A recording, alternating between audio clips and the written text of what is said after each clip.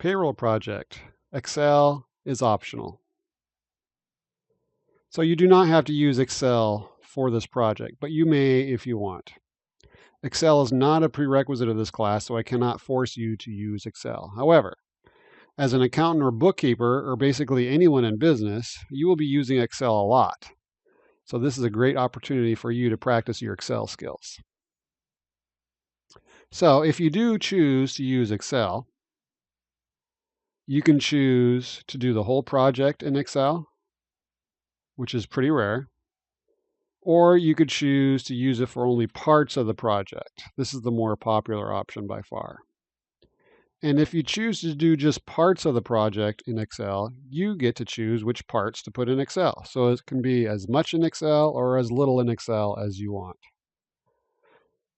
The most common part of the project that students put in Excel is this payroll register.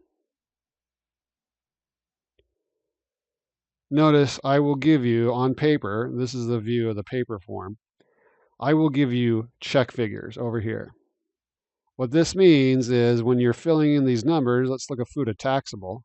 When you fill in FUTA taxable, they better add up to this amount. If not, then you've done something wrong. You need to double check your work.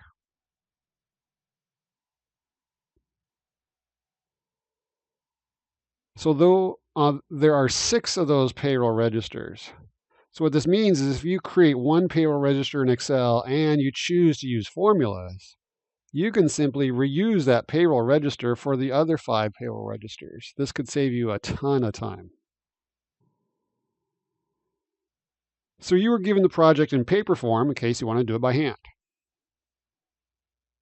If you choose to do parts of the project in Excel, you will need to create it from scratch in Excel. Now, using formulas in Excel is optional. Formulas, when done correctly, are much more efficient than just simply typing in the numbers. If you use formulas, you must round correctly in Excel, in which case you need to watch my video about rounding correctly in Excel. So if you use Excel, you must create your own spreadsheets. You may not copy someone else's spreadsheet. If you do, this will result in a 0 for everyone using the same spreadsheet, including the original creator. If everyone used one person's spreadsheet, then the only person that would learn anything is the person that created the spreadsheet. So now neatness and organization is part of the grade for this project.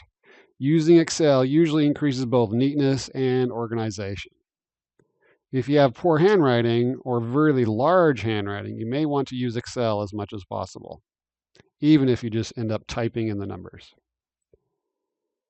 And finally, when you turn in your project, anything in Excel must be printed out for us to grade. We're going to grade it from paper. We will not accept any Excel files.